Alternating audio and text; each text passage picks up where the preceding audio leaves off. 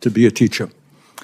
And talking to teachers in Vermont, and I think teachers all over the country, what they are telling me is they are spending a lot of their times not only teaching math and English, but dealing with the emotional needs of kids. Because among other things, our kids are struggling in many, many ways. So it's a tough time to be a teacher, and I want to thank the teachers very much for the extraordinary work that they are doing, especially for some of the most vulnerable kids in our country.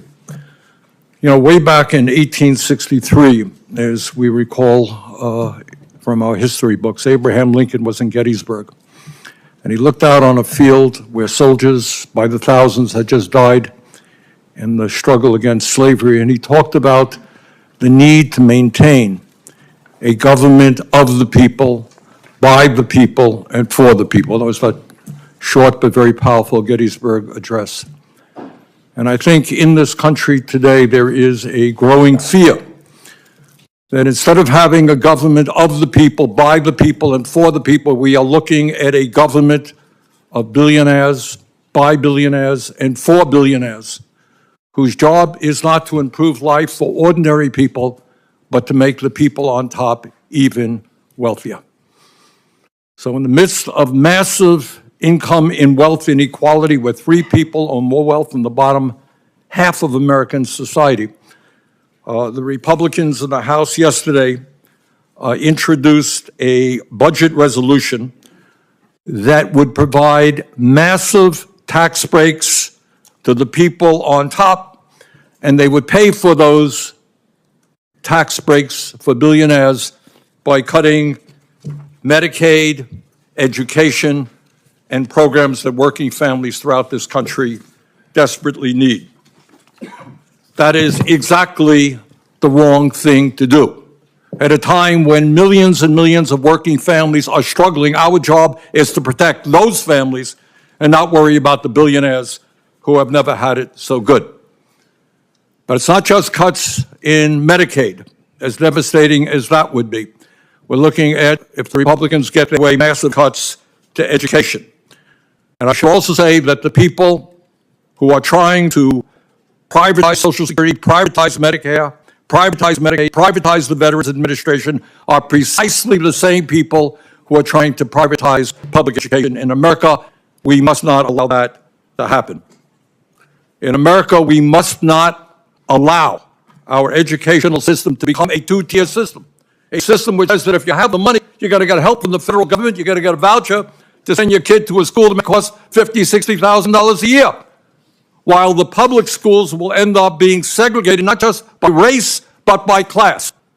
Most families in America do not have $40,000, $50,000, $60,000 a year to send their kids to private schools, and it's absurd to provide public money to make that possible. Our job is not to take away money from public schools to give it to private schools. It is to strengthen public education in America. Further, President Trump has talked about abolishing the Department of Education. Yes, I think everybody on this committee wants to see us go after waste and bureaucracy in every agency of government. But what we must understand is that when we talk about the Department of Education, they are providing vital resources for 26 million children in this country who live in high poverty school districts. Is it the responsibility of the federal government to say that every kid in America, whether you're poor, middle class, rich, gets a quality education? It is. And that is what a lot of what the Department of Education does. The Department of Education provides millions of public school students who have disabilities, emotional problems, physical problems, provides them with help. It provides Pell Grants and other important financial assistance over 7 million low-income students need to get a higher education. So the goal is not to abolish the Department of Education, it is to make it more effective and to make sure that it addresses the educational needs in this country. Mr. Chairman, in my view, we need a Secretary of Education who understands that in the wealthiest nation in the history of the world, we should have the best educational system on this planet, from childcare to graduate school. We need a Secretary of Education who understands that we're going to attract the best and the brightest to the teaching profession. You know what? We have to pay teachers the kinds of salaries that they deserve, which is why I introduced legislation that says no teacher in America should earn less than $60,000 a year. We need a Secretary of Education who understands that schools do not end at 2:30 or 3 o'clock. We need strong after-school programs. We need strong summer programs. We need a Secretary of Education who understands we've got to invest in mental health. We need a Secretary of Education who understands that we have got to fully fund the Individuals with Disability Education Act. So there are a lot of questions I have for Mrs. McMahon. I very much appreciate her being here and look forward to the discussion. Thank you, Mr. Chairman. Thank you, Senator Sanders. And now to introduce Ms. McMahon, we'll start with Senator Scott. Thank you, Mr. Chairman. Thank you, ranking member. Thank you, committee members, for allowing me to have an opportunity to talk about my good friend, Linda McMahon. I will say that one of the things I love about the ranking member is his passion about the things he cares deeply about. He and I don't agree on the conclusions or the solutions. I do believe that he's a thoughtful person who cares about the issues, and I hope that doesn't hurt your reaction a bit. Let me say this. I'm not a billionaire.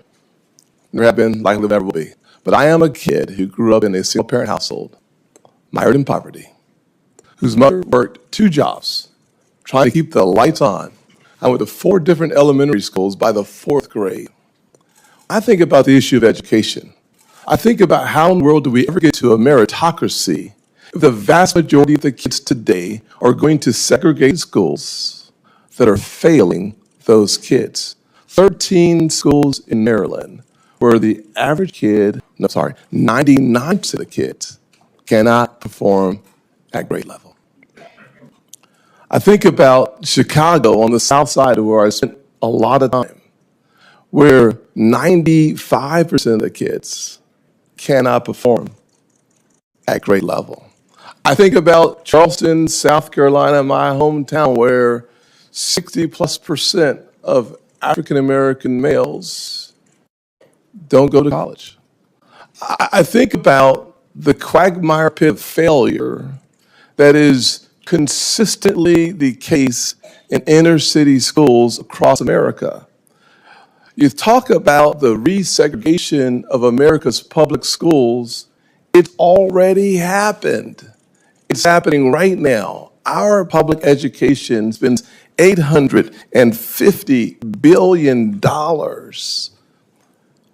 to disappoint families, millions of families across this country. 10% of the resources come from the federal government, and yet 80 to 90% of all the rules that suppress performance come from Washington. The average employee at the Department of Education, these numbers are a few years ago, and these unfortunately aren't part of my speech. Bernie changed my speech for me. It's about $106,000 where the average teacher makes $55,000. Those numbers are 4 or 5 years old. But here's my point. My point is a simple point. I'm a guy who understands the weight of a poor education system and the benefit of a good education system because I've experienced both.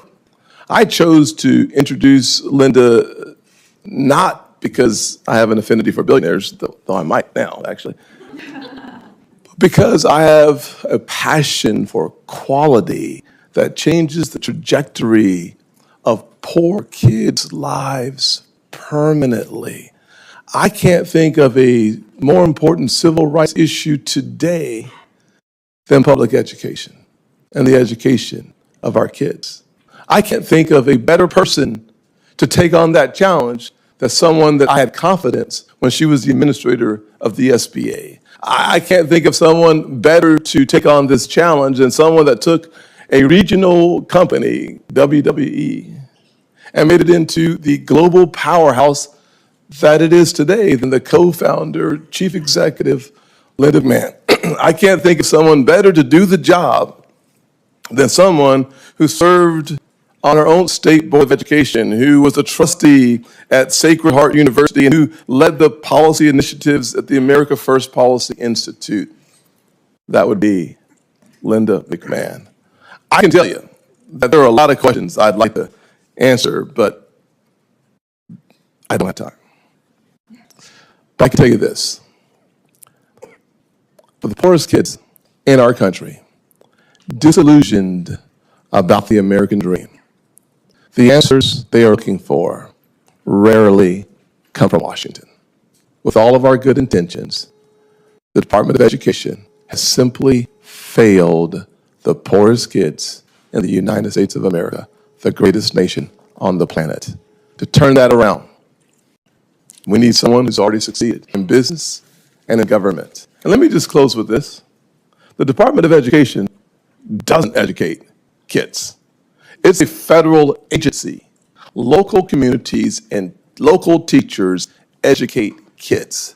Our Department of Education is a federal behemoth that needs to focus on getting more money in the hands of more students so that they have a better chance.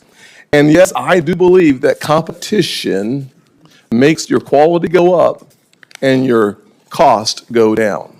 Charter schools prove that, private schools prove that, and finally, Pell Grants. Pell Grants take public dollars to private schools. Unfortunately, poor black kids today, the vast majority, won't have a Pell Grant. Why? Because if you don't graduate from high school, if you don't have proficiency in reading, math, and science, the likelihood of you going to college is zero. Let's improve our K through 12 system so that more of America's poor rural kids and inner city kids both have the experience I have of realizing their version of the American dream. Thank you, Senator Scott. Very powerful. Senator Britt. Well, that was amazing. Thank you. My colleague nailed it. Chair Cassidy, Ranking Member Sanders, and members of this committee, I am honored to join you today to introduce President Trump's nominee for Secretary of Education, my friend, Linda McMahon. It is clear that our current education system isn't working. We have the status quo, and that's actually failing our kids. As you mentioned, Mr. Chairman, the latest NAEP scores show that students' reading and math scores are down in almost every single state, to the point where only 30% of 8th graders are meeting reading proficiency levels. The status quo in education just hasn't failed students. It's failed parents, just like me. And very respectfully, Mr. Ranking Member, the America that you just described, the one that you're fearful will be created, it already exists. Our students deserve better. Our parents deserve better. We have to do something different in order to achieve a different result. For far too long, the Department of Education has catered to far-left bureaucrats at the expense of moms and dads. It has pushed for school closures, removed parental rights from the equation, promoted radical ideologies in the classroom, and supported allowing men and boys to play in women and girls' sports. Enough is enough. We need a change agent at the Department of Education, and that change agent is Linda McMahon. She is the perfect antidote to what's wrong with education in this country. Linda has an immensely successful track record as a business executive, as a leader of a government agency, and at the America First policy as America First policy advocate. She is not just an overwhelmingly qualified nominee for Secretary of Education, but a nominee who can make a real difference at the department that sorely needs it. She's also a grandmother of 6, with a personal stake in the quality of our education system. She understands how important it is that our kids learn what they're supposed to, and how important it is for parents to be empowered. I'm right there with her. And that's not the only mission that Linda will pursue at the Secretary of Education as a secretary. Attending a 4-year college or university is the right path for many Americans, but it's not the only one available to graduating high schoolers. And Linda will ensure that students know that. Linda led efforts to empower the American worker at AFPI, and I'm confident that she will make aligning our education system and our workforce systems a priority at the Department of Education. That means strengthening 21st century skills training and job preparedness, bridging the gap between technical school programs and industries, and expanding apprenticeships and credentialing programs. Linda McMahon is someone who knows how to reform our education system so it actually prepares our kids for the future, while also empowering parents to make decisions that affect their children's lives. She has the experience as an executive.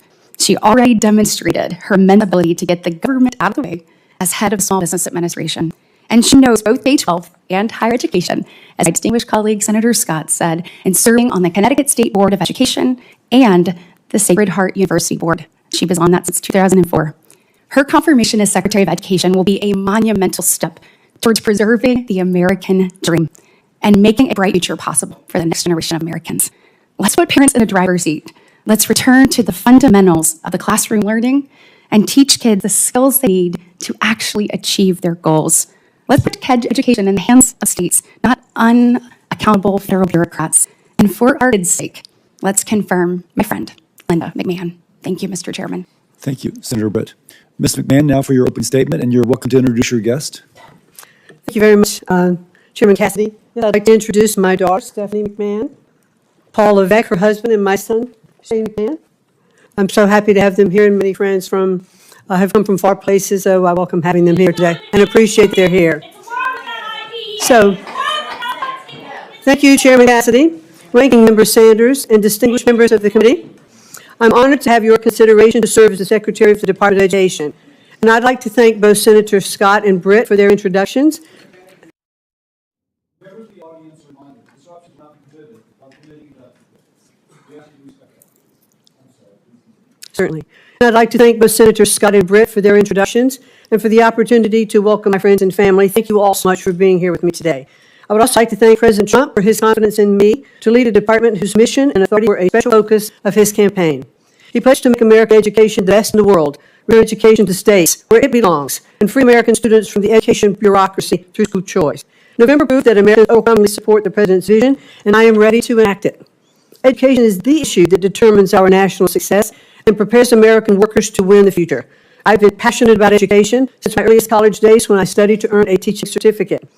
This has continued through my business career as a Connecticut State Board of Education member, as a university trustee, and as the chair of the America First Policy Institute, which advocates for workforce development, parental choice, and accountability in higher education. I'm also a mother and a grandmother, and I join millions of American parents who want better schools for our kids and grandkids. The legacy of our nation's leadership in education is one that every person in this room embraces with pride. Unfortunately, many Americans today are experiencing a system decline.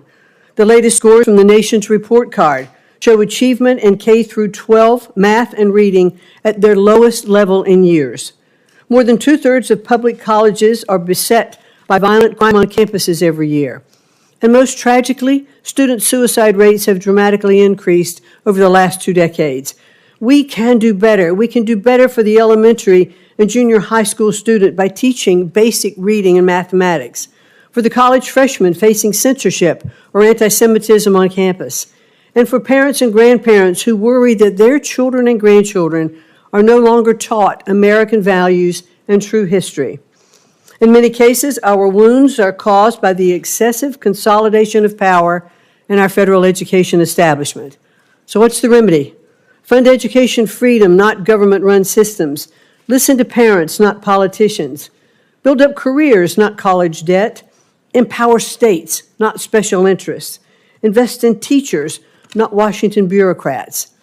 If confirmed as secretary, I will work with Congress to reorient the department toward helping educators, not controlling them.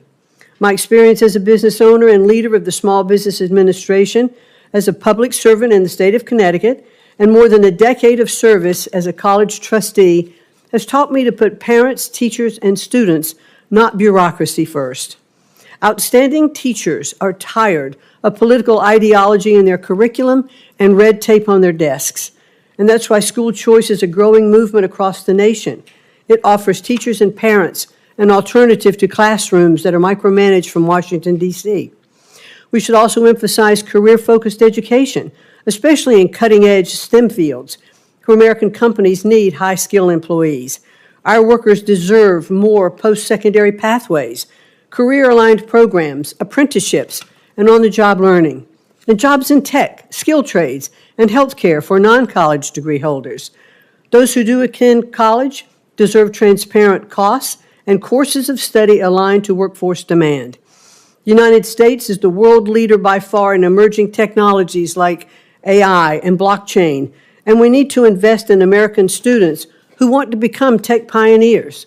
We should encourage innovative new institutions, develop smart accountability systems, and tear down barriers to entry so that students have real choice and universities are not saddling future families with unsurmountable debt. We must protect all students from discrimination and harassment, and if I am confirmed, the department will not stand idly by while Jewish students are attacked and discriminated against. It will stop forcing schools to let boys and men into female sports and spaces, and it will protect the rights of parents to direct the moral education of their children. The opportunity before us these next 4 years is momentous. I look forward to working with the committee, our nation's parents, teachers, and students, and education leaders from all political perspectives to build a better future for every American learner. Thank you so much for the opportunity to speak with you today, and I look forward to your questions. Thank you very much. I shall begin. everybody's rightly focused on the fact that we have a problem with reading scores, and they've been anchored where they are for quite some time, with an incredibly high percentage of children not reading at grade level. And the old kind of truism that kids learn to read by grade 3 or 4 and they read to learn thereafter. But they're not learning to read by grade 3 or 4. So that said, dyslexia, according to NIH kind of reviewed literature, affects 20% of our population. Those 20% learn to read differently, and if their differences are not acknowledged, then they will be among those, almost an anchor holding reading scores down. Now, it would just intuitively make sense to diagnose the child with dyslexia as early as possible. Most states do not screen. That said, you can see where I'm going with my own thoughts. But what would be your approach to addressing the issue of dyslexia, which is frankly ignored, not in a state like New Hampshire, where Governor Hassan actually put in such programs, but in other states? What would be your approach to make sure that the child who's dyslexic is diagnosed at an early stage and receives the intervention that she or he would need to receive? Well, thank you very much, Chairman Cassidy, and I know this is a very sensitive subject for you, since I believe it is your son that does have dyslexia, as you and I discussed when I visited with you in your office. My daughter, but that's I'm okay. sorry, it's your daughter. But I certainly very much would like to be sure that we are looking to diagnose issues like dyslexia early, because we have found that it can be turned around. So I'd like to work with you and understand how we could have better approach for that in our school systems. You had mentioned that you would not tolerate the anti-Semitism that has been on the rise. What steps would you take to make sure the backlog of anti-Semitism cases at the Office of Civil Rights is processed and those responsible for illegal discrimination held accountable? Senator Kennedy, Cassidy, I think that by far what we saw happening on our campuses was absolutely deplorable. Kids locked in libraries, afraid to come out. Now, I believe in freedom of speech on campus, open debate, and we should encourage that. But we cannot allow violence happening on our campuses. That puts all students in an unsafe place. And if I were confirmed as the Secretary of Education, I would want to make sure that the presidents of those universities and those colleges are taking very strong measures not to allow those to happen. They can call in the police, they can do whatever they need to do, set standards, and to make sure those standards are upheld. We cannot allow that kind of violence to take place on our college campuses. Now, there's a current backlog in the Office of Civil Rights within the Department of Education to address this. Do you have any specific plans about how you could help them address that backlog? Well, I'd like very much to be confirmed and to be able to get into the department and understand that backlog, to talk to those lawyers who were there, and let's focus on what we need to do to clear out that backlog. And I'd look forward to doing that. President Trump is reportedly drafting an executive order requiring the Secretary of Education to develop a plan for downsizing the Department of Education and working with Congress to eliminate entirely. Yes or no? Do you agree that since the department was created by Congress, it would need an act of Congress to actually close the Department of Education? And certainly President Trump understands that we'll be working with Congress. We'd like to do this right. We'd like to make sure that we are presenting a plan that I think our senators could get on board with and our Congress could get on board with, that would have a better functioning Department of Education, but certainly does require congressional action. Okay. And in terms of the plans to downsize, what would be the components of that plan that would not require congressional approval? Well, I do believe, Senator, that there are departments of education that are established by statute, and those particular departments we'd have to pay particular attention to.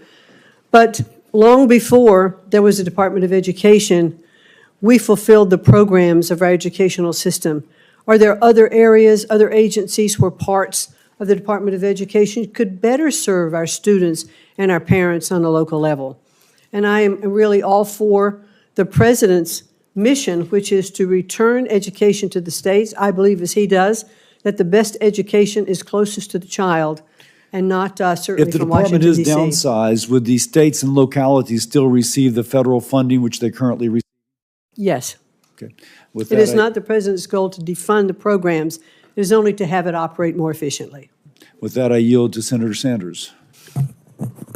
Thank you, Mr. Chairman. When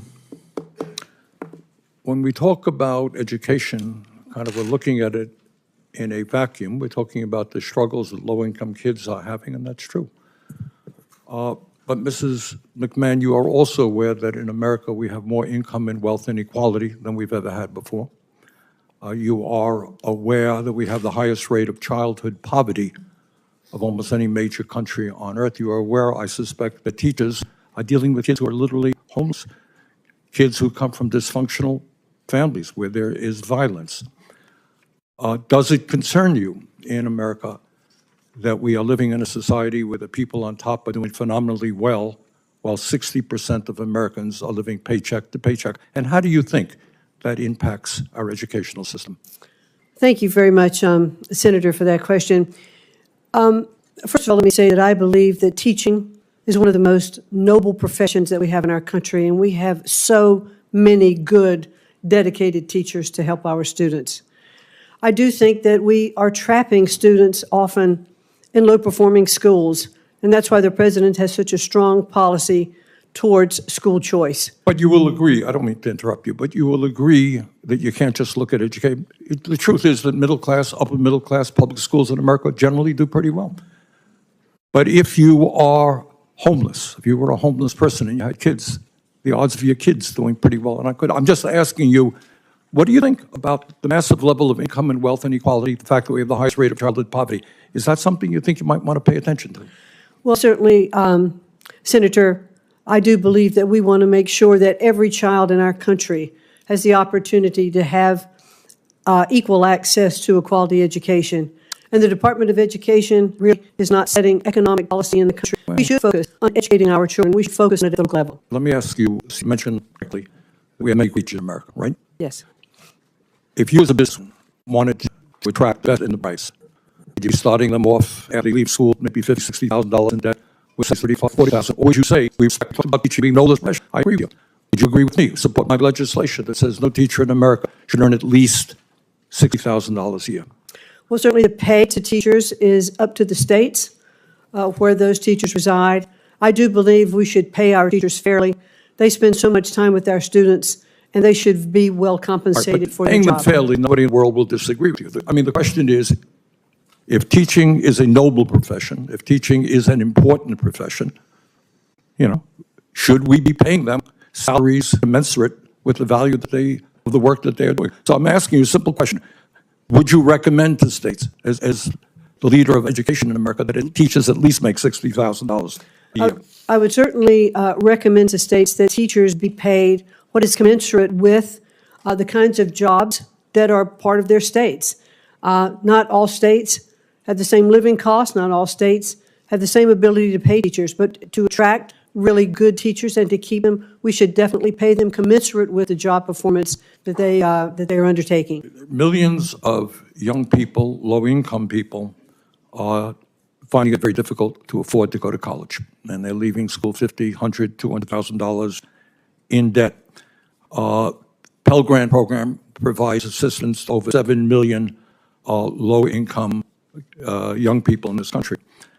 Can you guarantee to us, if you are made a Secretary of Education, that no student in America will lose their Pell Grant as the department is dismantled? Certainly, the defunding is not the goal here.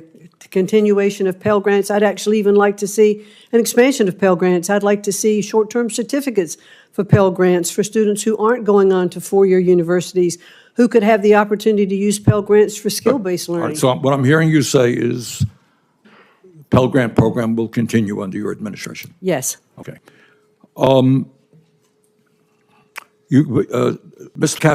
Senator Cassidy asked you an important question, and that is, do you agree, and let me just once again get your feelings on this, that if there is a movement to abolish the Department of Education, it has to go through the United States Congress? Yes, it is set up by the United States Congress, and we work with Congress. It clearly cannot be shut down without it. Good. Thank you. Senator Collins. Thank you. Welcome. First of all, let me say I was very pleased to hear your strong commitment to enforcing the Office of Civil Rights jurisdiction over the many incidences, horrible incidences of anti-Semitism that we've seen on our college campuses.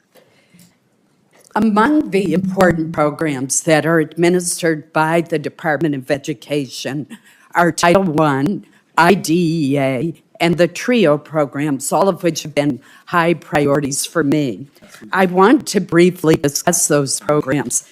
Title I helps public schools that are serving low-income students. It helps level the playing field in terms of resources compared to more affluent communities. In Maine, 63% of our public schools receive Title I funds. Very important to our state.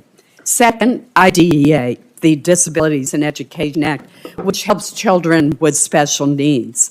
Maine receives more than $65 million to support K through 12 students with special education needs. I would note that that falls far short of the 40% that was promised when the legislation was passed in the 1970s. TRIO programs, which we've discussed, have changed the lives of countless first-generation students who are going to college and come from families with no experience with higher education. I've seen so many success stories as a result of TRIO. So my question for you is, how do we maintain the administration and oversight of these programs if we abolish or substantially reorganize the Department of Education? Thank you, Senator Collins. And I know how passionate you are about these issues, and I enjoyed meeting with you in your office and talking about these various things, especially I think the TRIO program, which we both agreed was just hit a terrible blow just by regulation when some of the students who were applying, their applications were rejected simply because of spacing on a form. Right. And that kind of regulatory control just cannot stand. That is just impossible. The Title I programs that you've been discussed will continue to be appropriated through Congress. Today, they go directly to the State Department of Education and then are distributed to the districts. We're not looking to defund or reduce any of those amounts. IDEA is the same, but might it be better served in a different agency? I'm not sure. It started at HEW, and the concerns for disabilities and health issues with students may very well rest better within an agency that has more oversight of all of those. So I think if I am confirmed to be able to get in and assess programs, how they can have the best oversight possible, how we can really take the bureaucracy out of education and focus on teaching our children to read and to do math and to appreciate our history is certainly my goal and would be my goal as the Secretary of Education. Thank you. On Monday, the administration announced that the Department of Education was going to terminate 89 contracts from the Institute of Education Sciences. They were worth $881 million, as well as terminating 29 training grants. This week, my office heard from a former teacher from Oakland, Maine, who has developed a high-impact tutoring model, and it's currently being used in 12 schools in Maine alone, and she has one of the grant applications pending to more thoroughly evaluate the impact of this model on the students' outcomes. She's worried that it's now going to be in jeopardy due to these sudden cuts. Considering the poor reading and math scores reported by NAEP, and that unfortunately includes poor scores in my home state, shouldn't the Department of Education continue to collect data and evaluate outcomes rather than halt these activities so that you can help states know what works? Well, thank you, Senator, and it is my goal, if I am confirmed, to get in and assess these kinds of programs, because I'm not sure yet what the impact of all of those programs are. I know that there are many worthwhile programs that we should keep, but I'm not yet apprised of them. I want to study them. I'd like to get back and talk to you more and to work with you. I look forward to working with this committee and all of Congress to make sure we can deliver for our education. Thank you. I appreciate your responses. Thank you. Thank you. Protect our schools. The committee will come to order. No more charters. Protect. Senator Murray. Thank you, Ms. McMahon. Elon Musk's DOJ staffers have reportedly set up camp at the Department of Education. They've already been given access to highly sensitive student data and have already started holding back money that Congress decided on a bipartisan basis was needed to help our schools and students. We're also hearing, as you know, about an executive order coming any day that will seek to dismantle the Department of Education. These are bipartisan laws. You indicated that you understood that Congress has passed these laws. But a lot of turmoil is happening. You heard it from my colleague just asking that question now. So I want to ask you, if confirmed, do you commit to getting every dollar we have invested in our students and schools out to them? Well, the appropriated dollars and those monies that are passed by Congress, yes. I have no issue, however, with the fact, and I believe the American people spoke loudly in the election last November to say that they want to look at waste, fraud, and abuse in our government. So DOJ, there are a couple of implants at the Department of Education, as there are with agencies throughout the district, and they're doing an audit. Right, You know, I and understand and an audit, but when Congress appropriates money, it is the administration's responsibility to put that out as directed by Congress, who has the power of the purse. So what will you do if the president or Elon Musk tells you not to spend money Congress has appropriated to you? We will certainly expend those dollars that Congress has passed, but I do think it is worthwhile to take a look at the programs before money goes out the door. It's much easier. It is much I easier understand that, but to the stop the money as it's going out the by door law than is it is to claw it back. Process by law is that you look at that, you make recommendations to Congress, and we implement those laws. So, I mean, the question really is, who decides how much federal funding public schools get in Seattle, where it's already been allocated? The school district or Elon Musk or Congress? And I think Congress has been pretty clear that the purse lies here. We pass our appropriations bills. We expect those programs to come. If you have input, if you have programs you have looked at that you believe are not effective, then it is your job to come to us, explain why, and get the support for that. Let me move on. Ms. Mann, I believe that our nation's students, families, and taxpayers do want true accountability. They do want improvement in our schools. Back in 2015, Congress came together in a bipartisan way to replace the No Child Left Behind Act with the new law, Every Student Succeeds Act. That was a bill I was very proud to negotiate with my Republican counterpart on this committee, passed it into law. It gives states more flexibility in using their federal education funds. It eliminated those one-size-fits-all mandates that everyone hated, and it established some really strong federal guardrails to hold states and schools accountable. I believe that the Department of Education must do more to implement that law. Right now, less than 42% of our schools identified for comprehensive support and improvement, or CSI as we call it, had a plan that met all the requirements of that law. And 1 in 5 schools' plans included practices we know are ineffective. National assessment results, as you well know, released a few weeks ago, show that our lowest performing students continue to fall furthest behind. So I want to ask you, what specific actions will you take to implement the ESSA law? I'm not looking for an exhaustive list, but can you name a couple of the requirements that are in that law that you will make sure are implemented? Well, Senator, thank you, and I would look forward to working with you in the committee, understanding more about the ESSA laws. Do you know what the requirements are? Do you know about the requirements for targeted support improvement schools or the annual report card requirement? Can you name any of the requirements Yes, that are in I that? have read through ESSA, and I do know, it's very interesting. It's how I really got into education in the first place, was when No Child Left Behind was in place. But there are no requirements that you can tell me right now that you will make sure, as Secretary of Education, you will implement? I want to study it further and get back to you with that, and I'll be happy to do that. Well, let me ask one last question.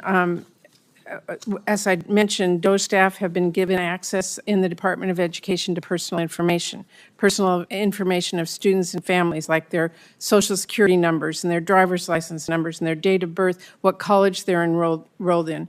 I know that the access has been temporarily paused due to litigation, but there is a real potential for that kind of information to be abused or for students' privacy to be placed in jeopardy if the courts end up ruling against the students.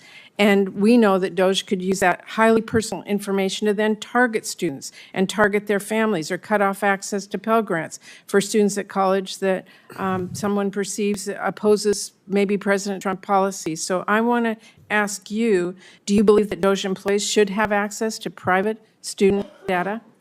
It is my understanding that DOJ employees have been onboarded as employees of the Department of Education, and therefore they operate under the restraints of utilizing access of information, and they are constrained by That is not that. our understanding, and I have to tell you, That's my it's understanding. deeply concerning that we have DOJ staffers, we don't know who they are, they're not held accountable, getting access to students' private information. I think that should frighten everyone. Well, again, I'm not there Thank you, Madam yet. Chair. So I'm not there yet, but it is my understanding that they are onboarded fully I hope employees. if you do get there that you make sure that students' private information is not given to someone who's no idea what they have, or we have no idea how they're using it. Thank you. Senator Houston. Thank you. Ms.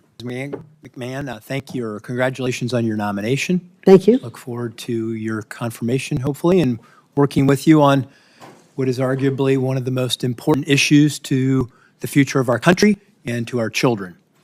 I would just simply ask you if you believe that education is foundational to the opportunity to live your version of the American dream for children. Do you agree with that? I certainly do agree with that, and thank you very much, Senator, for that question.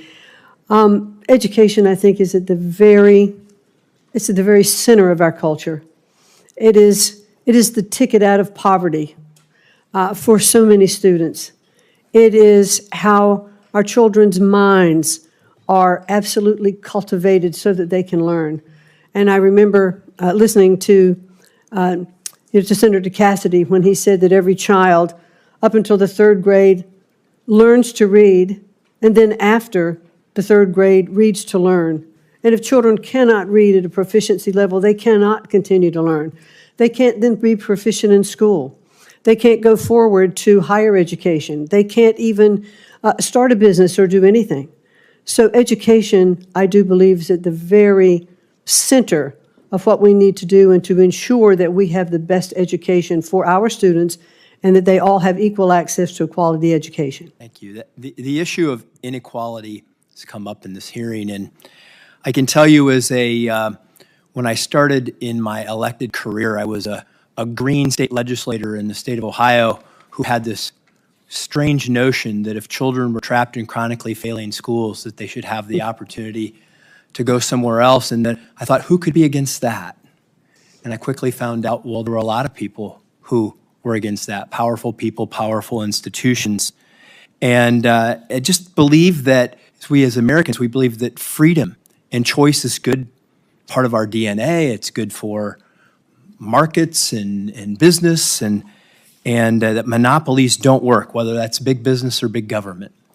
And that has been reinforced to me over the course of basically my lifetime that I've worked on this issue. Foundationally or fundamentally, billionaires have choice. Their children have choice. It's children that grow up in poverty that don't have choice.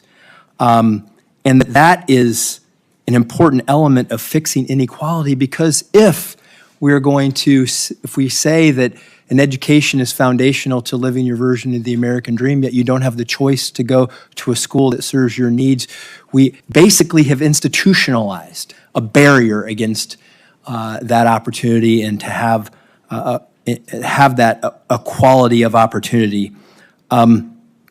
Just share with me how you hope to fix that. Well, certainly the president, one of his cornerstones relative to education is school choice.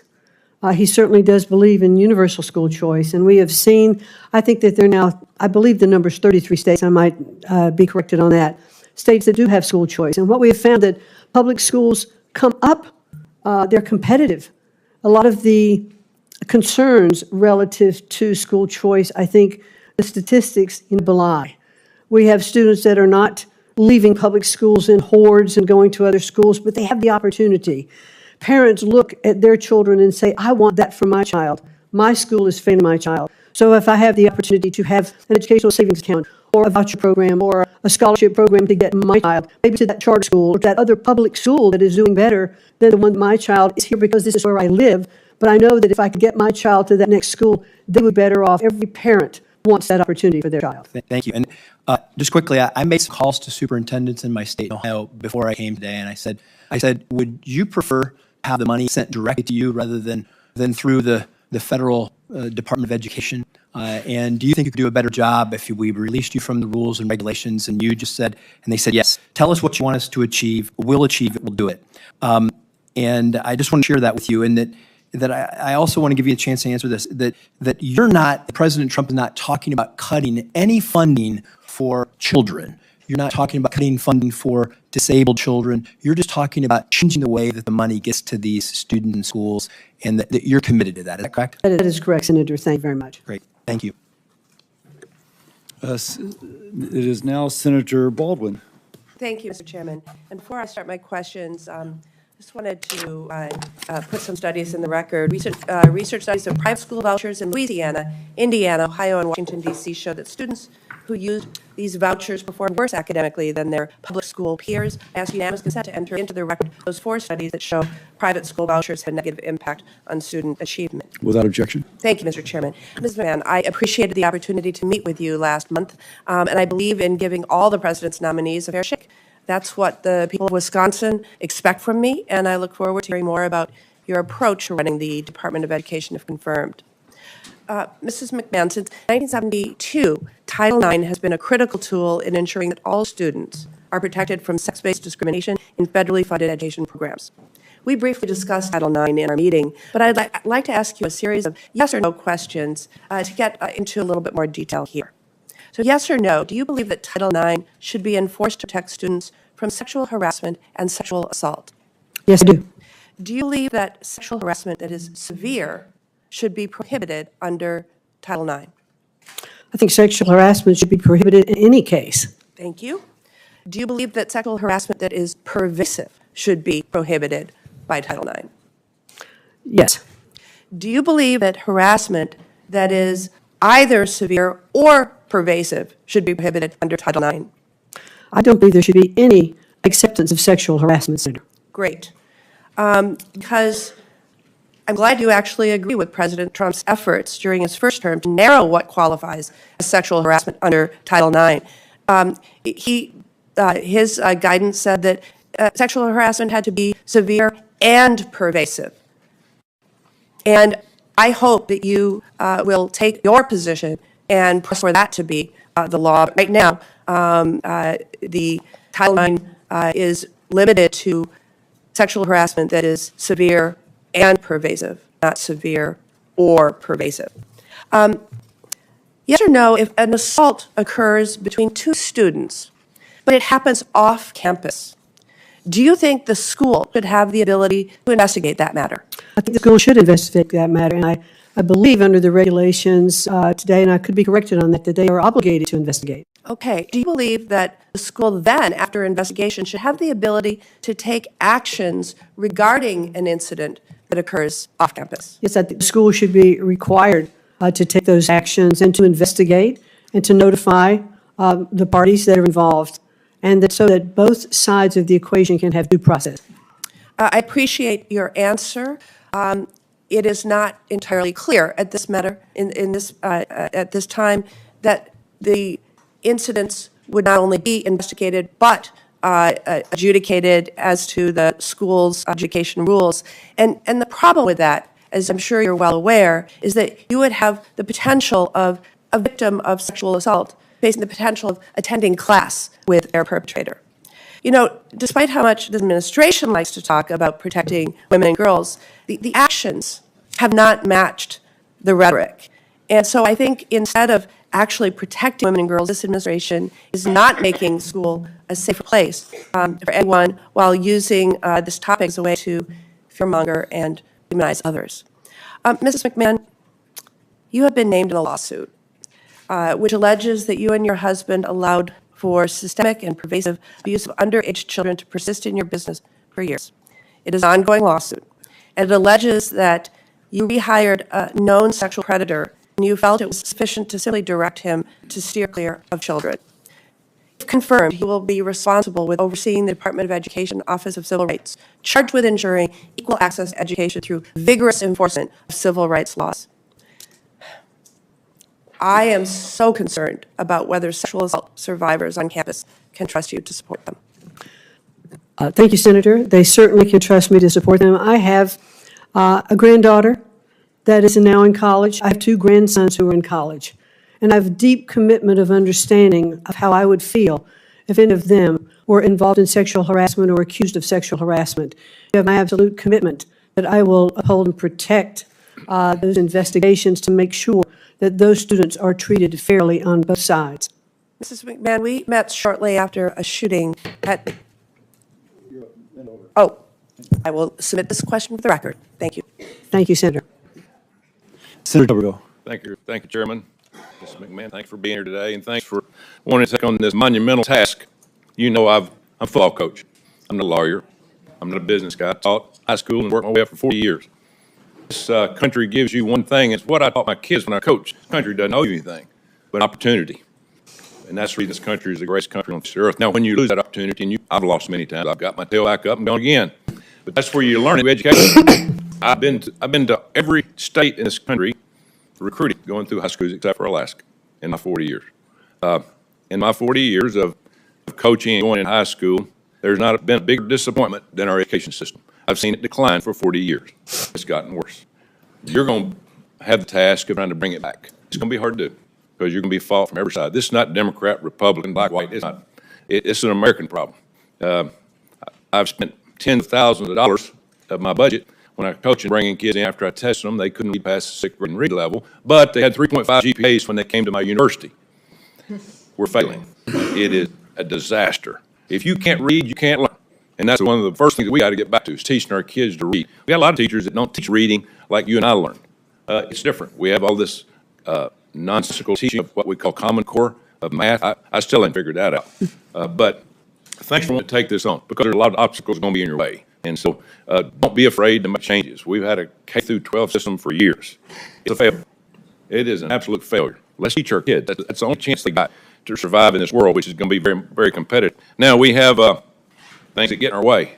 And what's deterring our kids nowadays? That thing right there. I had problems coaching with enemy number one when I told them, put that damn phone up. Don't bring it to my dressing room because I want you to listen and learn, not be on there listening to music and read the nonsense you see on there. So you got a lot of obstacles. The one thing I think we need to do is just look at K-12 and what do we do? How do we get better? I'm all for workforce development in the last 2 years of high school, teaching kids to learn to use their hands. And what's your thoughts on that, about work and high school? I'm not talking about past time. I'm talking about the last couple of years. Well, thank you, Senator. I think when you and I met in your office, and I appreciated that time, I discussed with you that I probably dated myself by saying that when I was in high school, in your senior year in high school, you could take a vocational program, which meant that you went to school the first part of the day. The second part of the day, you could have a job. You could be learning a skill or trade, and those credits would count toward your education. I think we need to get back to more of that. We are not teaching skill-based learning in schools anymore. And I think we have to look at our entire education system and say, you know, four-year college is not for everyone. For those particular jobs that require, you know, doctors, lawyers, engineers, that require 4 years, then I think... Mr. McMahon, please suspend. The committee will come to order. Capitol Police are asked to remove the individual from the room. I don't think she knows how to read. Again, members of the audience are reminded disruptions will not be permitted while the committee conducts its business. With that, Ms. McMahon, please resume. Thank you. So I think we do have to get back to teaching basics, you know, in school K through 12, but to continue on to what we were talking about, but we don't have enough skill-based learning. We don't have enough internships or apprenticeship programs. I'd also like to see, you know, more dual credits in our high schools, our junior and senior years that would count towards community colleges or other institutes that would get students through college faster, if in fact that's the plan that they're going to take. So we have so much that we can do to help our students get prepared to have a good income and good livelihood. And if they can graduate from high school with some skill-based already, they can even start a business of their own. They can decide at that particular point, I want to put more money towards my own education, but in the meantime, I'm prepared to make a living. But I think we have to look at education and say our vocational and skill-based training is not a default education. It can be something, it can be front and center, so that students who are inclined to go in that direction actually should be encouraged to do that. It's not one size fits all. I would hope too that you would look, my time's almost up, would look at the number of teachers we have now as compared to administrators.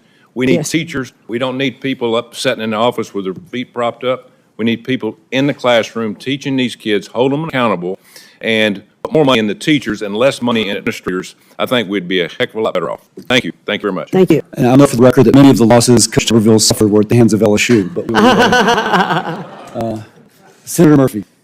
Thank you very much, Mr. Chairman. Ms. McMahon, good to see you. You and I have spent a lot of time over the years, and I appreciate your willingness to sit before the committee and answer some really important questions. I want to talk to you about an executive order that the Trump administration issued that commands agencies, including the Department of Education, to eliminate grants to organizations and entities that support DEI programs and activities. As you know, this has a lot of schools all across the country scrambling because they have no idea what that means. They don't know because the order doesn't define DEI as to whether they are in compliance or out of compliance and whether they are going to have their federal grants compromised. How does the school know whether it's running a DEI program or not? Well, certainly, and thank you, Senator, and it is good to see you again outside of the state of Connecticut, where we run into each other. DEI, I think, has been, it's a program that's tough. It was put in place ostensibly for more diversity, for equity and inclusion, and I think what we're seeing is that it's having an opposite effect. We are getting back to more segregating of our schools instead of having more inclusion in our schools. When there are DEI programs that say that Black students need separate graduation ceremonies or Hispanics need separate ceremonies, we are not achieving what we wanted to achieve with inclusion. Let me give you an example then. So this order applies to Department of Defense schools, and those schools have canceled all programming around Black History Month. So if a school in Connecticut celebrates Martin Luther King Day and has a series of events and programming teaching about Black history, are they in violation of a policy that says schools should stop running DEI programs? Not in my view. That is clearly not the case. Celebration of Martin Luther King Day and Black History Month should be celebrated throughout all of our schools. I believe that Martin Luther King was one of the strongest proponents of making sure that we look at all of our populations when he said that, would hope that his children wouldn't be judged by the color of their skin, but the content of their character. And I think that is the fundamental basis that we should celebrate Black History Month. West Point has closed down all ethnic clubs, so the Society of Black Engineers no longer can meet because they believe that to be in compliance with this order, they cannot have groups structured around ethnic or racial affiliations. Would public schools be in violation of this order? Would they risk funding if they had clubs that students could belong to based on their racial or ethnic identity? Well, I certainly today don't want to address, hypothetical situations. I would like, once I'm confirmed, to get in and assess these programs, look at what has been covered. That's the easy one. I mean, you're saying that it's a possibility that if a school has a club for Vietnamese American students or Black students where they meet after school, that they could be potentially in jeopardy of receiving federal funding? Again, I would like to fully what the order is and what those clubs are doing. That's pretty chilling. I think schools all around the country are going to hear that. What about educational programming centered around specific ethnic and racial experiences? My son is in public school. He takes a class called African American History. If you're running an African American history class, could you perhaps be in violation of this order, of this executive order? I'm not quite certain, and I'd like to look into it further and get back to you on that. So there's a possibility, you're saying, that public schools that run African American history classes, right? This is a class that has been taught in public schools for decades, could lose federal funding if they continue to teach African American history. No, that's not what I'm saying. I'm saying that I would like to take a look at these programs and fully understand the breadth of the executive order and get back to you on that. I think you're going to have a lot of educators and a lot of principals and administrators scrambling right now. Thank you, Mr. Chairman. My time's expired. Senator Bukowski. Thank you, Mr. Chairman. Welcome, Ms. McMahon. Thank Good you. to have a conversation with you. You have had the privilege, I know, to come to Alaska during your tenure at the SBA. You came north, so I know that you have had an opportunity to understand some of the challenges that we face with basically our geography. And I wanted to talk a little bit this morning about our public schools. There's a lot of discussion, and I listened carefully to your comments to Senator Husted about school choice. We would all love to have the benefits of greater school choice. In the Anchorage public school system, my sons were able to attend a magnet school that was focused on an immersion program for Spanish-speaking immersion program. It was a great program for them. I go to the vast majority of my communities across the state, and there is no choice. It is a small village. It may have 500 people, it may have 1,000 people, but you have one school. And it's not as if there is an opportunity to go to another school because 82% of these communities are not connected by a road. So if you wanted to go to another school, you would have to figure out how you fly to another village, another population center. So for me, investment in our public education system is really what I have been focused on. I had an opportunity to speak before our Alaska Association of School Boards just recently and received a standing ovation when I said public funds for public schools. Pretty simple. And so I want to ask you whether you believe it is your primary role and responsibility as Secretary to support and strengthen our nation's public schools. I absolutely do believe that our public schools are the bedrock of our education.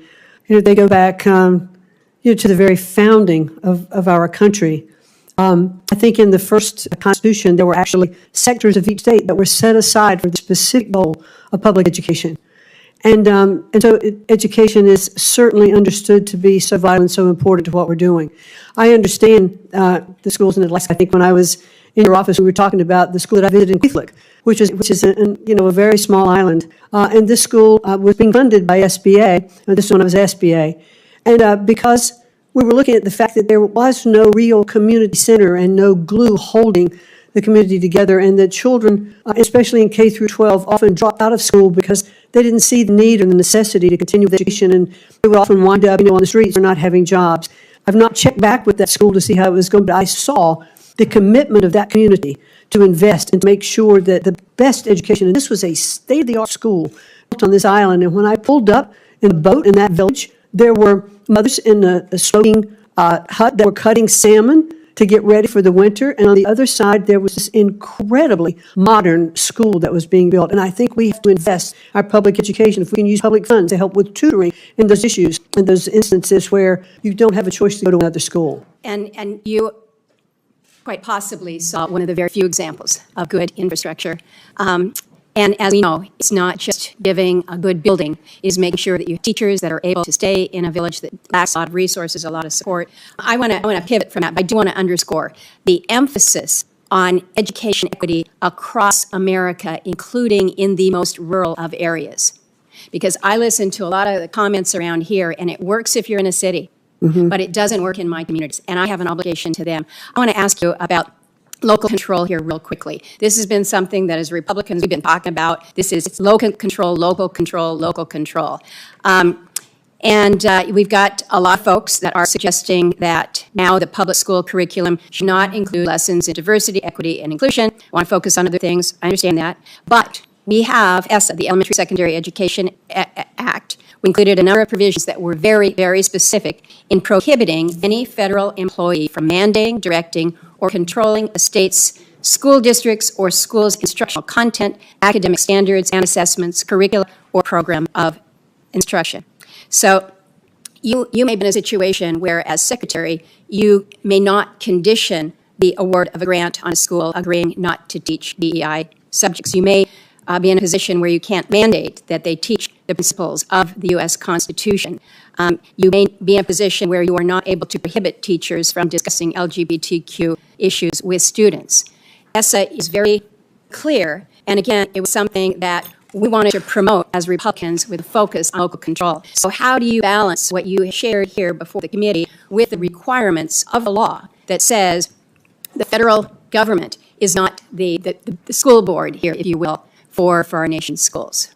Thank you, Senator. And I believe, I don't remember which of the senators this morning, well, actually, I think it was Senator Scott, who said the Department of Education does not actually educate any child. It is to be handled at the local level. And I understand under ESSA there were lots of regulations in place to return, and the goal was to return education to the states, which is clearly the president's role. But, Senator, I must say, we have failed in our mission. We are not delivering the kind of education that we need to deliver to our children. I believe, as does the president, the best education is closest to the child. The parents and school officials who understand the needs of those children in those communities can best direct the education of those states, and states will be competitive. Governors have put in programs, for school choice, et cetera, and looking and what kind of results, are we seeing? I was heartened by the state of Louisiana in the recent NAEP scores that came out, that they had brought up their reading and their math scores by a considerable percentage because they went back to basics. They were teaching children to read and write and do arithmetic. And I think I heard superintendent of the Louisiana school say that he used everything from flashcards to AI to make sure that the students were getting the basics of education. That's what we have to get back to. It sounds like you're suggesting we need to amend or change ESSA. Senator Murkowski, I was asleep at the wheel. You're like way over. Senator Haney. I would never describe you as asleep at the wheel, Mr. Chairman, but thank you, Ms. McMahon. I enjoyed the visit we had in our office, especially our discussion about career and technical education. That's a huge passion of mine. When I asked you about public service loan forgiveness, the federal public service loan forgiveness program was put in place during the Bush administration, bipartisan Congress. It's been part of the law since 2007. What is your position on the public service loan forgiveness program? Well, certainly, thank you very much. It was good to visit with you in your office, Senator. Clearly, there are programs that have already been passed by Congress that do, in fact, grant loan forgiveness for public service, our first responders, military, et cetera. And we certainly should honor those programs.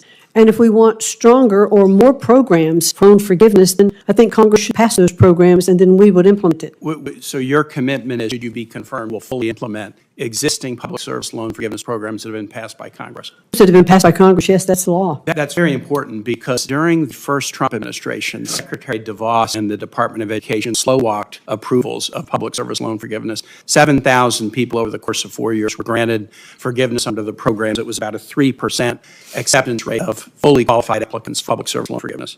During the Biden administration, more than 1 million applicants were approved for forgiveness, as was appropriate given congressional directive, and more than 33,000 Virginia public servants were given public service loan forgiveness. If the Doge brothers or somebody else tells you we don't like these programs and we don't want you to implement them, I can count on you to stand up and fully implement them to benefit those who are entitled to the benefit by the congressional statute. Yes, because that's the law. Thank you for that. If there's no Department of Education, who will enforce the Individuals with Disabilities in Education Act? Well, I think that is something that I would very much like to understand more and look into. I mean, when IDEA was originally set up, it was under HEW, the Department of Health, Education, and Welfare. After the Department of Education was established in 1980, it shifted over there. I'm not sure that it's not better served in HHS, but I don't know. I haven't yet been able to be in, and if I'm confirmed, it is of high priority to make sure that the students who are receiving disability disability funding, that is not impacted. It is incredibly important that those programs continue to be funded. My Virginia parents who have children with disabilities are highly, highly worried right now about the elimination of the Department of Education. Because the IDEA is about funding, and I know you've talked about that already, but it's also about enforcement. You would agree with me that there has to be various enforcement of the requirements of IDEA. Well, I certainly agree that we want to make sure that that funding gets to those students. I'm not asking about funding. I'm asking about enforcement of the yes, provisions. the programs have to have accountability. All the programs do. What role do you think the federal government should play in addressing the national teacher shortage? Well, that is a really critical issue, that we're not attracting and keeping our teachers. One thing I think we need to make sure of, and I'm not sure it's a federal government policy, because that really should be at the state level. How are we educating and teaching and training our teachers? How are we making sure that they have the supplies that they need in their classrooms? We need to make sure that the funding is proper in states so that they can support teachers. Let me say a word about funding. Just in the first couple of weeks of the Trump administration, here's what they have done with respect to the teacher shortage. They've canceled grants going to jurisdictions, including jurisdictions in Virginia, on teacher training programs that have been designed to reduce teacher shortages. There's also a national priority that I'm sure you're familiar with, national board certification for teachers. It's kind of giving teachers the ability to sort of up their professional credentials, and often local governments and occasionally the federal government will give an incentive, a financial incentive for upping your credentials. The Trump administration canceled a grant that goes to the organization that administers national teacher certification. I get it that the primary responsibility for dealing with teacher shortages is at the state and local level, but the federal government has played an important role in this, and there are important ongoing initiatives to help states deal with it that this administration is canceling, suggesting that they don't really prioritize having highly qualified teachers standing up in front of every classroom. My time has expired. Thank you, Mr. Chair. Thank you. Senator Hawley. Thank you, Mr. Chairman. Mr. McMahon, thank you for being here. Nice to see you again. Let me just say this. The last 4 years have been, in many ways, absolutely hellacious for students on our college campuses. You had the last administration which issued federal rules, binding regulations that required our college campuses to put biological men into women's locker rooms.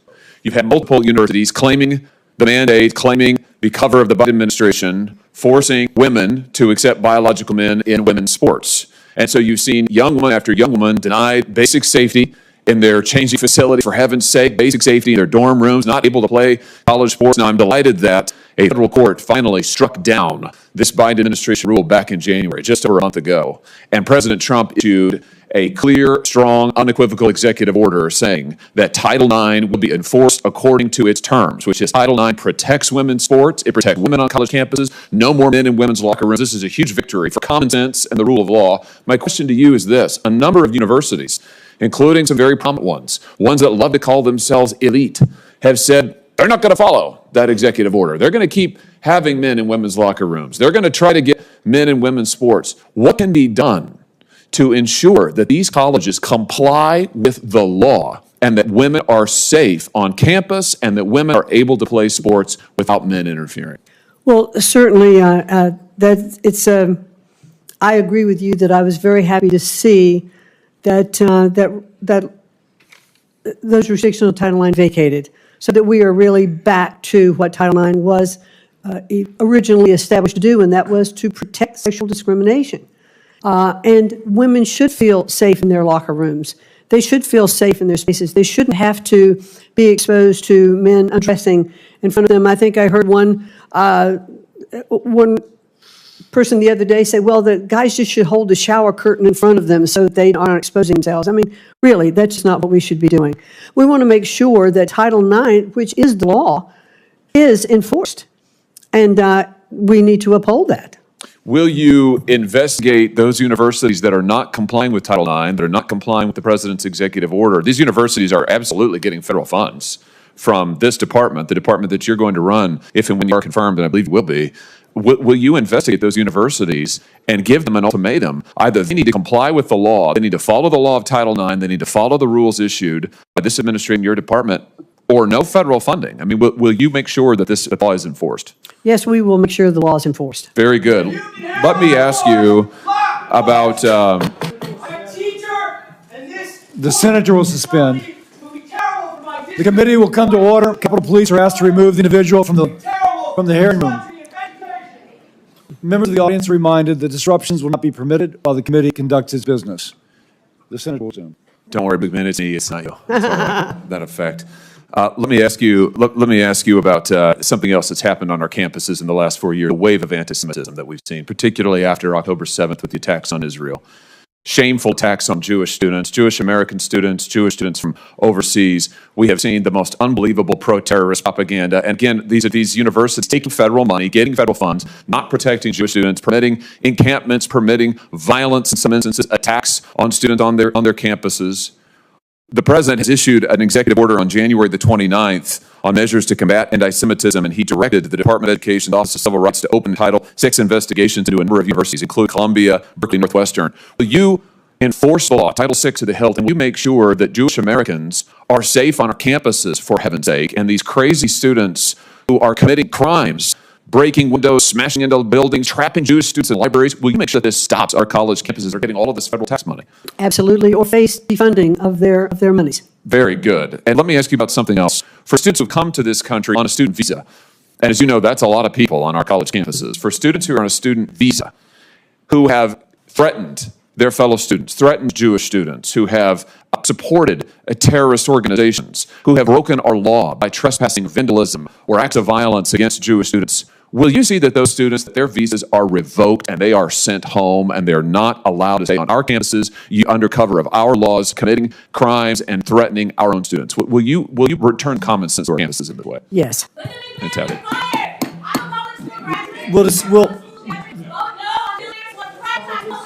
Capitol Police are asked to remove the individual from the hearing room. I'm not sure it's going to matter, but I'm going to remind members of the audience that disruptions are not to be permitted while the committee conducts its business. Please show people the regard you would have them show yourself if you're in this role. It may seem right, but the rudeness of people who are trying to squelch others as they're trying to communicate in an incredibly public forum is just amazingly bad. With that editorial comment, I then go to Senator Hassan. Thank you, Mr. Chair, and welcome, Ms. McMahon. It was good to meet with you in my office a little bit ago. And I've been starting these hearings with a question I never thought I'd have to ask, and I'll cut to the chase with you because you've said several times that you will uphold the law, so I assume that if the President of the United States gives you a directive that breaks the law, you will instead do what you are legally required to do rather than his instruction. The President will not ask me to do anything that is against the law. Well, the last month has told us that it is quite likely me, but I am going to take you at your word that you will enforce the law because you said it several times today. 3 weeks ago, the President unilaterally cut all federal grants by issuing an indefinite freeze. That's an unconstitutional and, yes, illegal action that was stopped by federal courts, to my previous point. Subsequent reporting indicates that the President is also planning to eliminate the Department of Education. The department you're interviewing today to lead, and there's this little bit of, I don't know, the whole hearing right now feels kind of surreal to me. It's almost like we're being subjected to a very elegant gaslighting here, because Senator Hawley just asked you, and you talked about the need to enforce protections for Jewish students on college campuses, but the very department where the enforcement would take place is the Department of Education, and he wants to eliminate it, and you say you will work with him to do that. Similarly, you've talked about the importance of apprenticeships and other kinds of career and technical education, really important. There's bipartisan support for that here. The Republicans are in charge. We have bipartisan bill after bipartisan bill. We could go right forward with it, but there's this discussion as if we haven't made any progress on that, and there's somehow a partisan divide about that. So I encourage you to look into that. But I want to talk a little bit about why the Department of Education is so important. It plays a critical role in making sure that students, regardless of their zip code, race, gender, disability, or family circumstance, have access to a quality public education. It was established because Congress recognized that the country has a compelling interest in ensuring that all of our kids become self-sufficient members of our workforce and our civil society. New Hampshire schools rely on federal funding of $2,000 per student to provide that public education. What would you say to parents in my state who are concerned about the President's attempt to cut all federal funding to New Hampshire and to eliminate the Department of Education? Are you telling parents that their children should lose access to special education services, for example, or lose access to trained teachers or school nurses? Well, thank you, Senator, very much. Let me just object to one point, and that is that the residents in the state of New Hampshire should not be concerned that federal funding is going to be removed from their schools. How they get that federal funding may change. But my time is limited. What department do you suggest would then administer that funding? Which funding? The special education funding. Special education, I think it could very well go back to HHS, where it started. All right, so I just want to be clear, you're going to put special education in the hands of Robert F. Kennedy Jr. Now, I want to talk about IDEA a little bit more. I want to turn to a specific issue regarding the President's plan to eliminate the Department of Education. What does the Individuals with Disabilities Education Act promise? Promise that we're going to take care of these students, that they're going to be provided with assistance that they have in the schoolrooms, the technology that they need, the assistance. And you and I talked a little bit about that with your own child. IDEA guarantees children with disabilities a free, appropriate education. What is the federal investment promised to states under IDEA? What's it supposed to be? In terms of dollar amounts? Yeah. I'm not sure. The federal government committed back in 1975 when it passed IDEA to pay 40% of the average per pupil expenditure for special education. You know what the federal government actually does?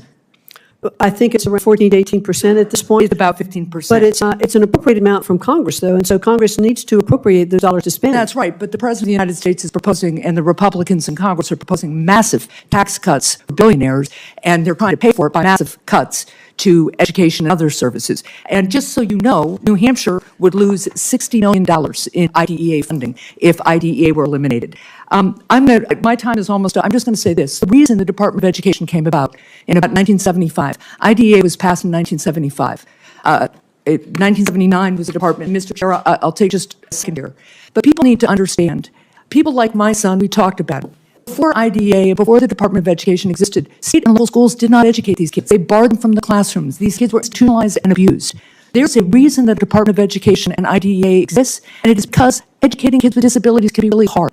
And it takes the national commitment to get done.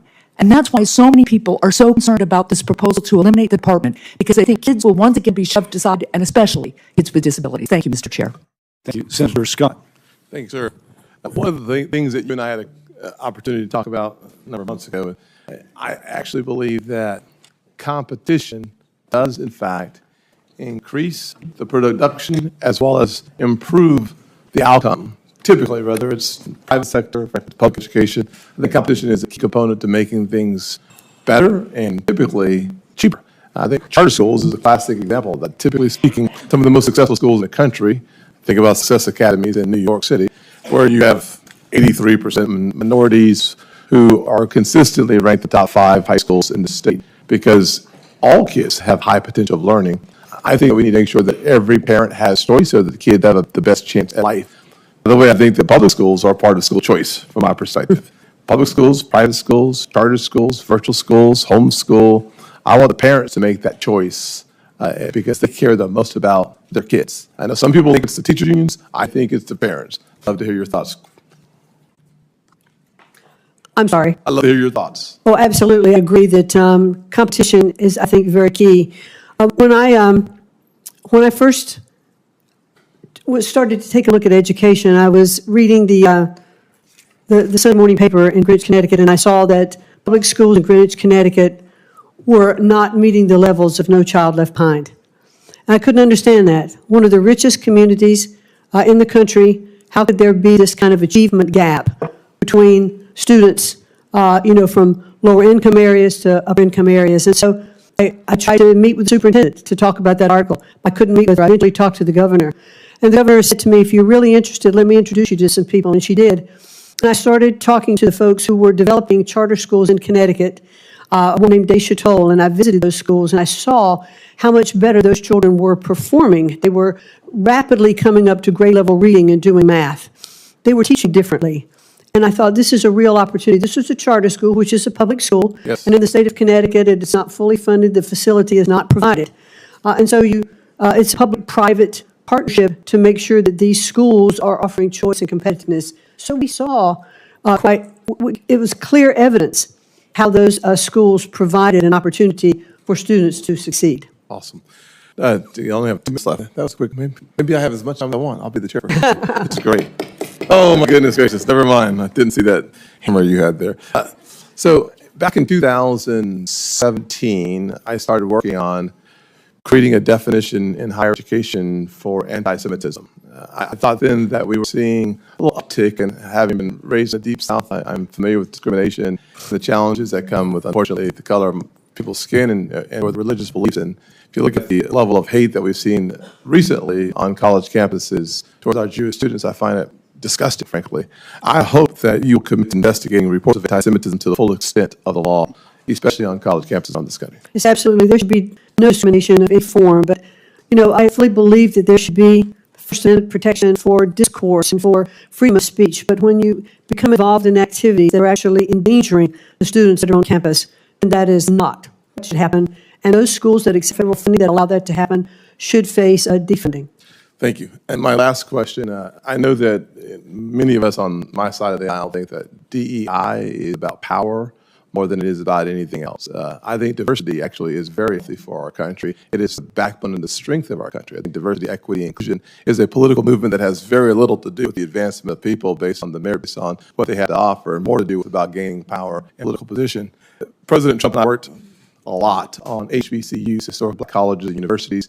He was able to take that funding to the highest level in the history of the country. He was the first president and the only president to make that funding permanent. There's no doubt that our country still struggles with the issue of race, but one of the shining examples of a merit-based system that helps those who do not have see the perspective that the American dream is for them. I hope that you will commit to continuing the efforts of President Trump on supporting historically Black colleges and universities. Yes, as a matter of fact, I met with Howard University a week ago, and we sat and talked through a lot of the different programs that are offered there.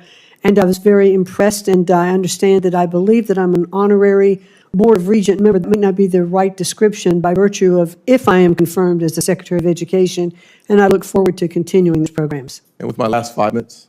Okay, I'm done.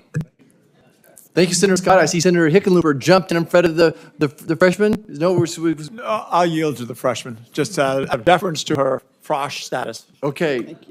Senator Blunt Rochester, you're recognized for 5 minutes. Thank you so much, Mr. Chair and Mr. Hickenlooper, for that sharing of the time. I will first start out by acknowledging that today here with us are representatives from the Delaware State Education Association. And I want to thank them and all of their members for being here in Washington, but more importantly, for what they do for the students and families in the state of Delaware. I also want to thank you, Ms. McMahon, for taking the time to come and meet with me and talk about a myriad of issues. I especially appreciated your candor in our meeting. And, you know, as I'm sitting here watching the passion of the participants, of the members, it is clear that education is so important to this country. And I am clear-eyed about the challenges that we face in accomplishing the goal of ensuring that all students are able to be prioritized. I shared my concerns about the call to abolish the department. I am particularly concerned, as a former cabinet secretary myself, cabinet secretaries do have the influence, the power, the responsibility to share what is good, what is bad, what is wrong. And so I understand waiting until you get into a position to figure some things out, but there are core basic things like, do we have the confusion that people have over this executive order on diversity? They are scared. The fact that school kids are afraid to come to school, maybe because of their status, we're hearing all kinds of stories, and that's why this hearing is so important. That's why this position is so important. And I'm just a little confused because part of the reason why it was created was because in HW, children were buried into these big departments. Why do you think that a department that is focused and that really is dealing with children, whether it's civil rights, disability, providing the checks and balances, why do you think that it is better to stick the functions of dealing with children with disabilities in a huge department that will not have the same priority? Thank you very much, Senator, for that question. The bottom line is because it's not working. Department of Education was set up in 1980, and since that time we have spent almost $1 trillion, and we have watched our performance scores continue to go down. I do believe that it is a responsibility to make sure that our children do have equal access to excellent education. I think that that is best handled at the state level, closest to the states, working with state administrators, teachers, parents, who should have input into their curriculum. I have only 2 minutes, and I just want to follow up. Do you believe that any school benefiting from taxpayer dollars should be required to follow federal civil rights laws? Schools should be required to follow the laws. Anybody getting taxpayer dollars. And so that's good. So private schools should not be able to turn away a student with a disability or a student based on their religion or their ethnicity or race. Well, private schools aren't taking federal dollars. But I'm saying, so they have the ability to say that if they do not believe that they receive them. Well, if they believe that they cannot best serve that student, they're not taking federal dollars, then they have the right not to accept that student. But I'm speaking specifically when we talk about, there's a lot of conversation about vouchers. If private schools take federal dollars, can they turn away a child based on a disability or religion or race? Well, I think that there are also some public schools who are saying that they don't have. It's really just a yes or no. No, it's not. It really isn't. For me, if you want to follow up, because I'm kind of running out of Okay, time. I'd be happy to follow, and I'd look forward to following up with you to discuss that. Thank you very much. Okay, because this is one of the big concerns that we hear about. Also, I believe that a country, as I said, we've benefited from checks and balances. It's a hallmark. If you're concerned, how would you defend the rights of all students if state and local governments are unable or won't address violations of students' civil rights? For example, How will you intervene if a student is being bullied or harassed on the basis of race or disability? Well, certainly, civil rights, are the rights of everyone. And so we want to make sure that our schools are enforcing. Bullying shouldn't happen anywhere. No child should be made to feel uncomfortable.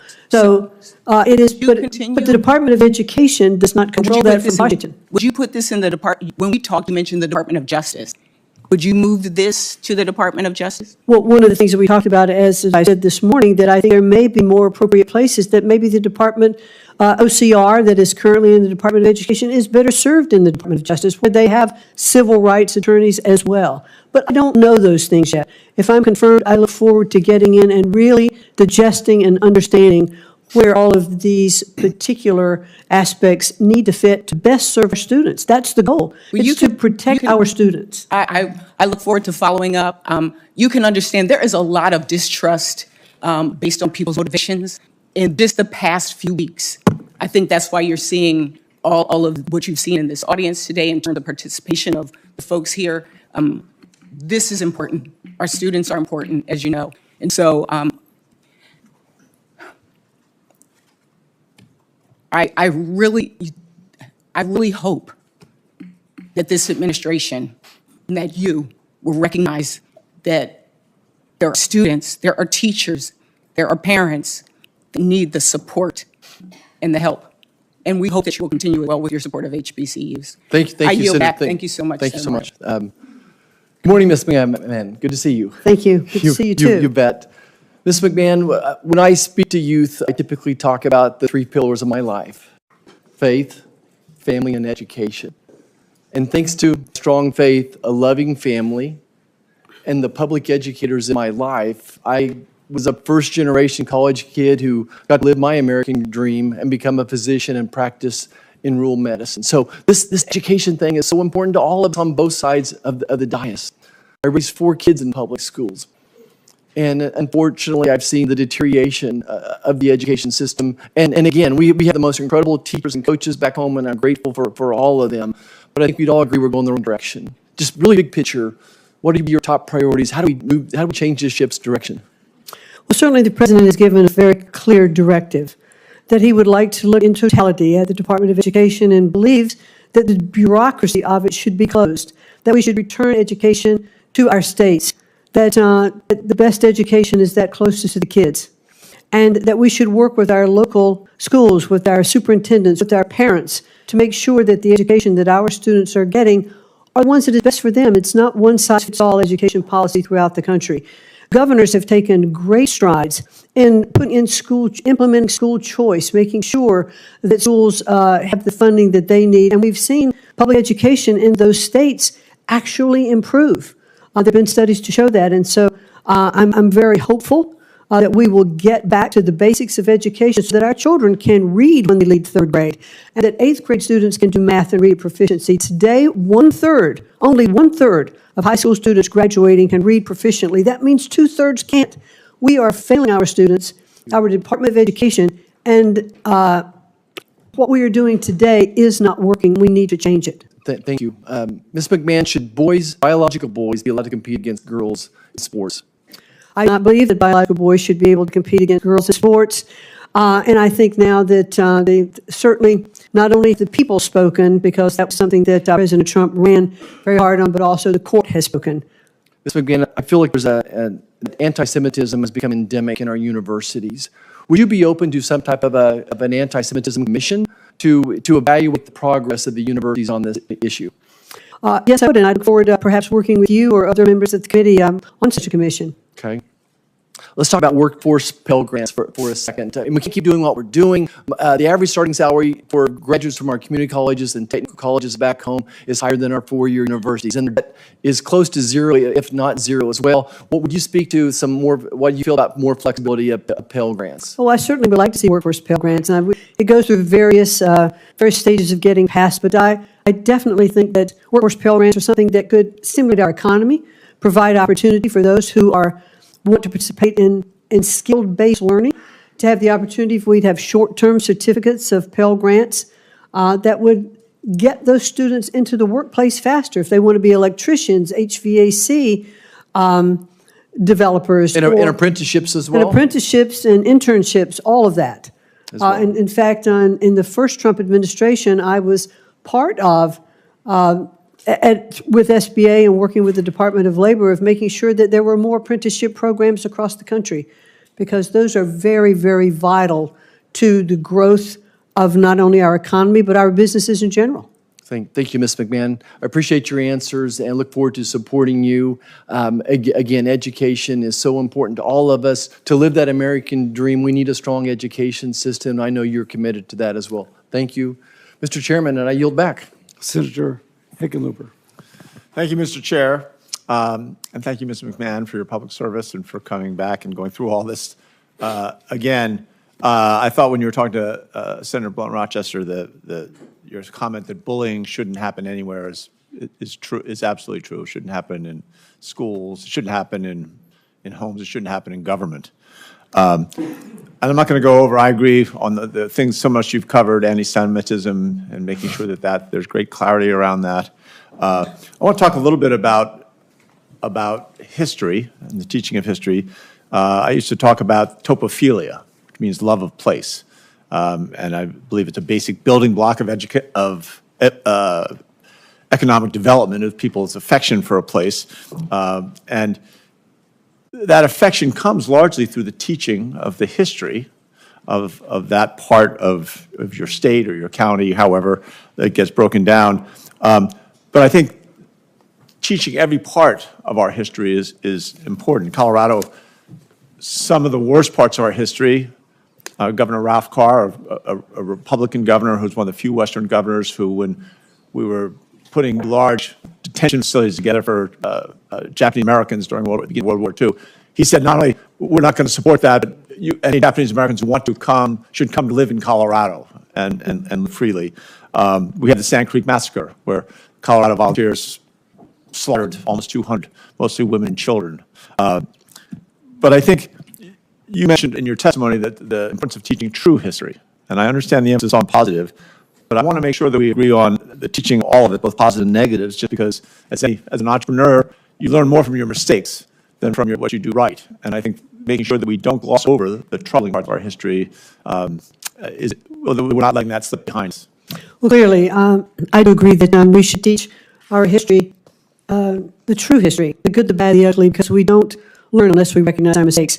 I will say that the Department of Education does not establish curriculum, but that is handled at the state level. But clearly, I'm in favor of history being taught exactly as it happened. Right, I appreciate that.